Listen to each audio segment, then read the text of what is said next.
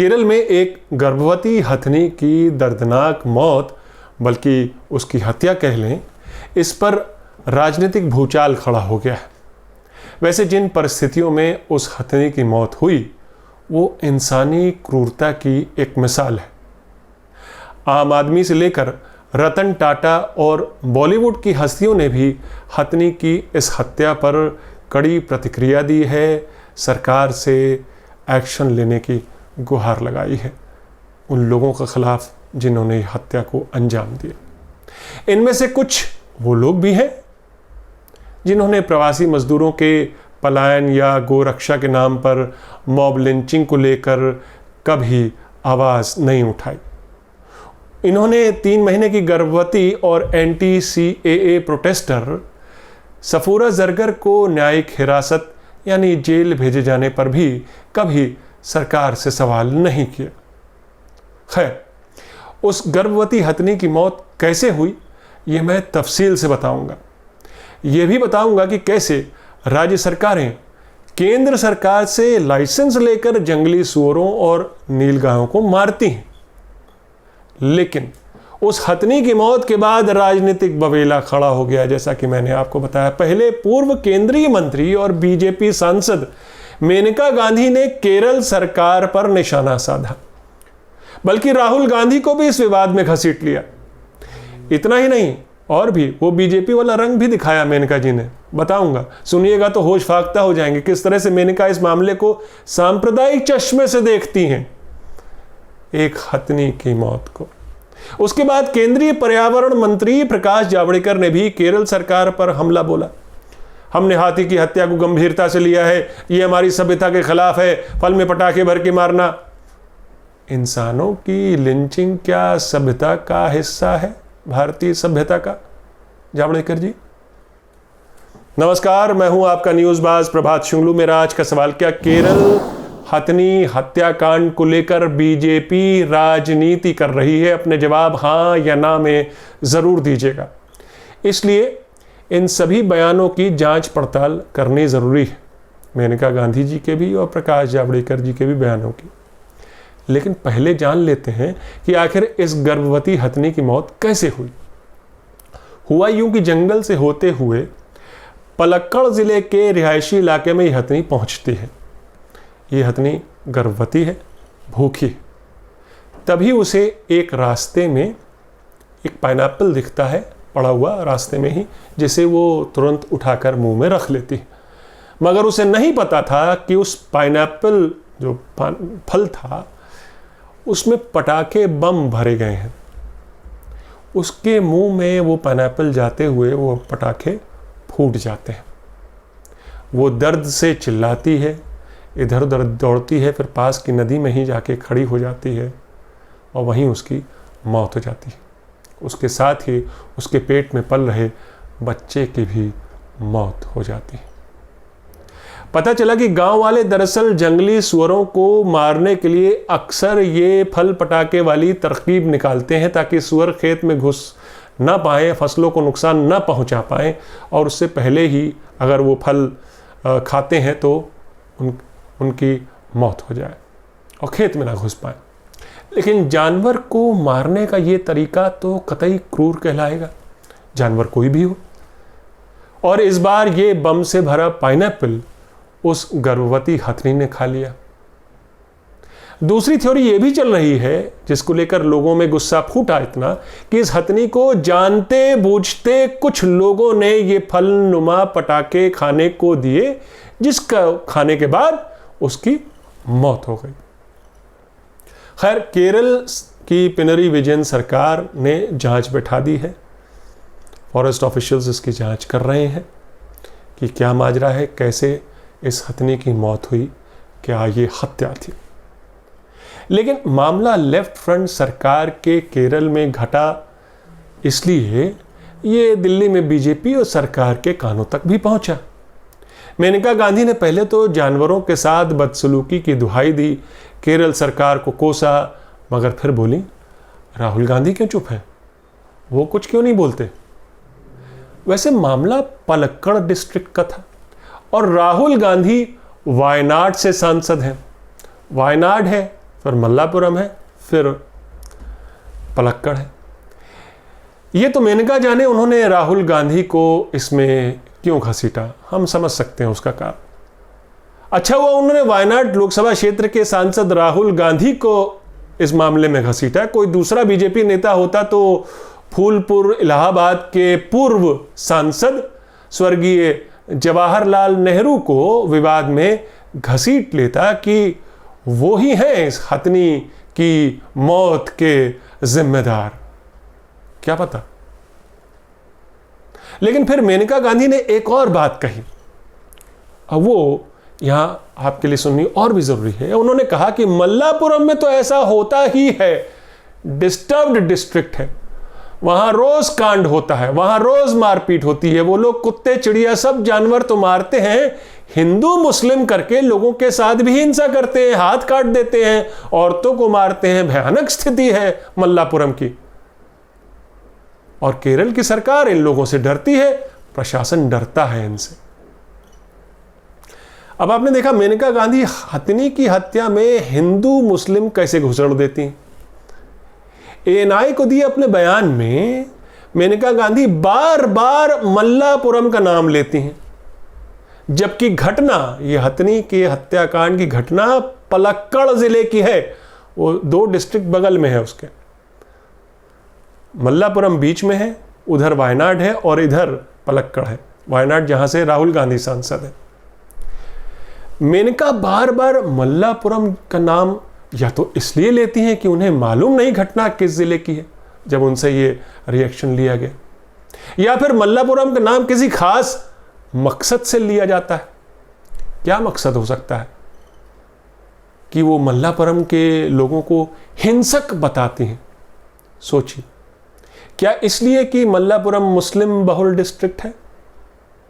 2011 के सेंसस के मुताबिक 70% आबादी मल्लापुरम की वो मुस्लिम आबादी है और 27% हिंदू रहते हैं मल्लापुरम में।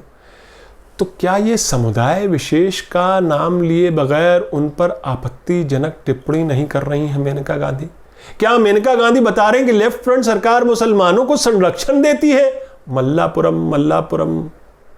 आखिर मेनका गांधी इस मुद्दे पर भी अपनी पार्टी वाला भगवा चश्मा क्यों पहन लेती हैं?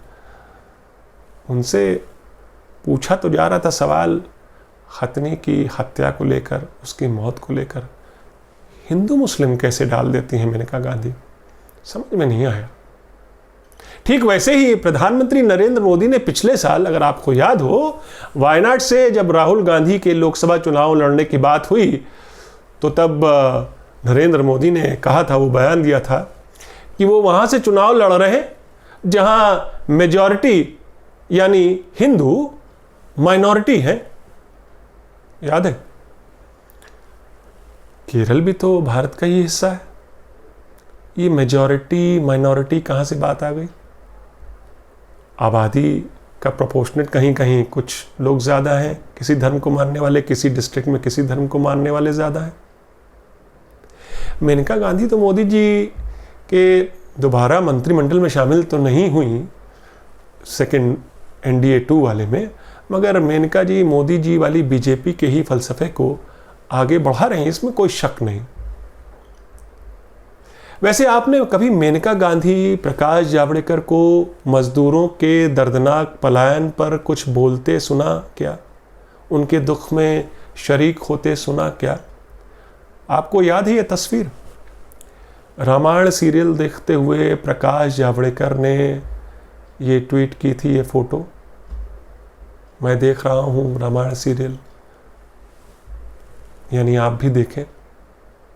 और जावड़ेकर का ये ट्वीट कब आया? लॉकडाउन के चौथे रोज, 28 मार्च की बात है ये, जब पलायन शुरू हो चुका था, क्योंकि मोदी जी ने 4 घंटे का समय दिया था, लॉकडाउन रात के 12 बजे से लागू हो जाएगा। तो लॉकडाउन के चौथे रोज जब मजदूर पलायन कर रहे थे, सड़क पर निकले थे, प्रकाश जावड़ेकर साहब एनवायरनमेंट मिनिस्टर भी हैं, INB मिनिस्टर भी हैं, तो उन्होंने ये ट्वीट किया, रामायण सीरियल देखते हुए अपने घर पे बैठे हैं। और उधर प्रवासी मजदूर भूखे प्यासे परिवार के परिवार सड़क पर थे। जब देश के लोग को सरकार की अपनी कोताही की वजह से सड़क पर जाना पड़ा, सड़क पर निकलना पड़ा, तब हमारे केंद्रीय मंत्री घर में बैठकर टीवी पर रामायण सीरियल का लुत्फ उठा रहे थे। उस रामचंद्र की कहानी देख रहे थे जो शबरी के झूठे बेर भी खाता है और नाविक से भी नदी पार कराने के लिए थैंक्स बोलता है, उसका आभार व्यक्त करता है। क्या आपने पलायन के दौरान प्रवासी मजदूरों की मौत पर इन नेताओं के हमदर्दी के बोल सुने? इनको कभी सड़क पर देखा मजदूरों की मदद करते हुए, उन्हें राशन या खाना बांटते हुए? जावड़ेकर साहब कह रहे कि ऐसी क्रूरता से जानवरों को मारना भारतीय संस्कृति का हिस्सा नहीं। मान लेते हैं कतई हिस्सा नहीं, तो क्या गोरक्षा के नाम पर इंसानों को मारना हमारी संस्कृति का अभिन्न अंग है? जावड़ेकर जी, उनको सजा देने के बजाय हत्यारों का फूल माला से स्वागत करना क्या हमारी संस्कृति का हिस्सा है, भारतीय संस्कृति का हिस्सा है?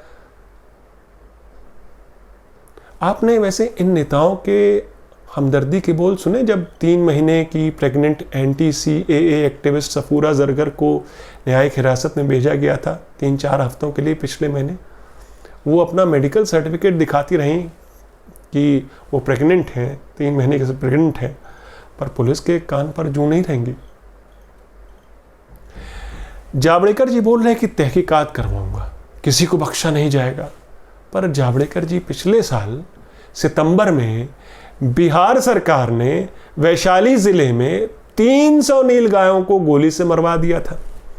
4 दिन में 300 नीलगाय इसलिए मार दी गई क्योंकि वो गेहूं और दाल की खड़ी फसल बर्बाद कर रही थी, और इनको मारने का ये लाइसेंस केंद्र सरकार से ही मिला था, राज्य सरकार को। तब मेनका गांधी ने कहा था कि नीलगाय को मारना ठीक नहीं था क्योंकि वो लुप्त होता जानवर है। लेकिन उसी दौर का एक वीडियो वायरल होता है जिसमें एक नीलगाय एक गड्ढे में खड़ी है। ये उस वीडियो का एक फोटो है जो मैं आपको यहां पर दिखा रहा हूं। एक नीलगाय एक गड्ढे में खड़ी है, शायद चोट के कारण वो गड्ढे में गिर गई या किसी कारण भी, और पास में ही एक जेसीबी मशीन खड़ी है जो कि उस गड्ढे को मिट्टी और कूड़े से भर रही है, और वो देख रही है नीलगाय यहां पर खड़ी हुई है उस गड्ढे में, उसके बावजूद उस पर कूड़ा और मिट्टी का ढेर डाला जा रहा है। यानी कि उस नीलगाय को जानते बूझते मिट्टी के ढेर में दफना दिया जाता है।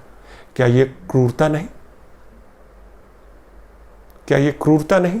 वैसी ही जैसी कि फल में बम लपेटकर उस हथनी को खिला दिया जाता है, या गलती से वो हथनी खा लेती है लेकिन इरादा था जंगली सूअर को मारने का। तो उस समय पर्यावरण मंत्री प्रकाश जावड़ेकर ने क्या कहा था? सितंबर पिछले साल की बात है, ये अभी 9 महीने पहले। क्या कहा था जावड़ेकर साहब ने कि बिहार सरकार के पास वैलिड लाइसेंस है नीलगायों को मारने का। यही नहीं, बिहार की बीजेपी जेडीयू की अलायंस सरकार ने नीलगायों को मारने के लिए लाइसेंस ही नहीं बल्कि बाकायदा शूटर भी मांगे थे केंद्र सरकार से कि सर हमको दे दीजिए, हमारे पास तो शूटर भी नहीं, इनको जानवरों को कैसे मारा जाए। कई और राज्य में भी नीलगाय और जंगली सुअर की समस्या से परेशान होकर वहाँ के किसान जो है परेशान हो जाते हैं और सरकार से, केंद्र सरकार से लाइसेंस मांगते हैं कि इनको मारने का, कि भाई फसल ये बर्बाद कर देंगे, इनको एकमात्र उपाय है कि मारा जाए। तो इन जानवरों को मारने के लिए राज्य सरकार को केंद्र सरकार से लाइसेंस लेना पड़ता है और केंद्र सरकार बाकायदा लाइसेंस देती है। लेकिन केरल में अगर जंगली सूअर को मारने के लिए भी कुछ लोगों ने फल में पटाखा रखने की क्रूर चाल सोची तो इससे इंसानियत ही शर्मसार हुई। सवाल यह भी है कि आखिर जंगली जानवरों से निपटने के लिए क्या उनको मारना ही एकमात्र विकल्प है? मेरा आज का सवाल एक बार फिर दोहराता हूं, क्या केरल हथनी कांड को लेकर बीजेपी राजनीति कर रही है? अपने जवाब हाँ या ना में ज़रूर दीजिएगा। तो ये थी आज की न्यूज़बाजी। फिर मिलेंगे एक नई न्यूज़बाजी के साथ। तब तक के लिए नमस्कार।